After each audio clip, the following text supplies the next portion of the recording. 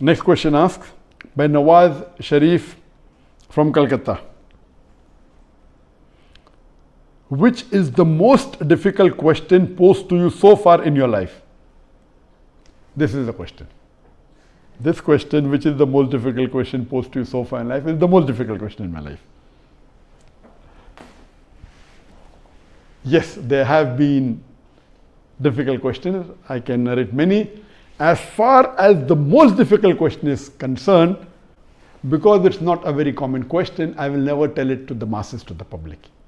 Because such questions are so difficult, so attacking, and if it's not common, why should I make it public? Alhamdulillah, I have the answer, and Allah helped me. It's through Allah's help I got the answer. This I only discuss with the scholars and the fuqahas. And I asked them, what is the answer? And I've asked this to maybe 50 or 100 people who are scholars and people of knowledge. And unfortunately, the most difficult questions have not been answered because of the intricity, not because of the knowledge based, it is the intricity of the question.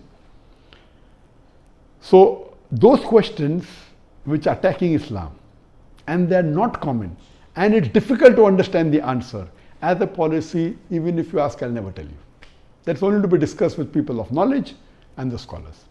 Yes, there have been many questions which are tricky. Many questions which may require logical answer, has nothing to do with Islamic knowledge. And there are many. I'll just give one example to you. I don't say it's the most difficult, but it was a tricky question. And I remember, I think it was in the year 2014 or somewhere close to that in Dubai. After my lecture in Dubai, there were about 15,000-20,000 people in the audience.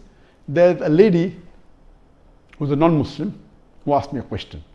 And she said, Dr. Zakir, you often give the example of why a Muslim lady should do hijab, and you ask the question that if two twin sisters who are equally beautiful, one of them is wearing the Islamic hijab, complete body covered, except the face and the hands up to the wrist, and the other twin sister, she is wearing the Western clothes with mini skirts and a low neck, and if both of them are walking down the streets of Dubai, and if there is a hooligan, if there is a ruffian who's waiting to tease a girl, which girl will he tease? And you ask this question. And yes, I have given this example and I've asked this question since the early 90s when I gave the talk of women's rights in Islam the first time in 1993. Since this time I'm asking a question. And I've asked this question in public forum that which girl will you tease? And always the answer has been, but natural, the girl wearing the Western clothes in mini skirt or low neck because she's attracting. And for 20 years, the answer has been same. Now this lady comes up and she repeats the question, but she says that according to me, the girl wearing the Islamic hijab would be teased. I said, why? She said, because the man would like to know what is behind the clothes. That's why he will tease the girl wearing the Islamic hijab. And my daughter who was in the audience, she said, no, Abba is trapped. My father is trapped. And I was taken aback that this was never answered. So what I say, these type of replies are mainly devilish replies to try and trap. But alhamdulillah, in such situation, Allah is the one who always helps. I got up and I said, okay, sister has asked a very good question, and I continued the question. And I said, though I disagree. So this was the question asked, now hear my answer. I said, I disagree with your answer. It's an illogical answer. But if you agree that your answer is correct, then why are you wearing clothes?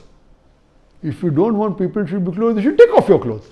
And believe me, that woman was so embarrassed, and that was a very good slap to her reply, to her question, which was a devilish question. She went back and she sat quietly. So these types of questions by non-Muslims who come to attack you, it has got nothing to do with Islam. My answer was logical. But what I told, okay, I disagree with your answer, but if you agree with your answer, why are you wearing clothes? And she was wearing clothes. I said, why are you wearing clothes?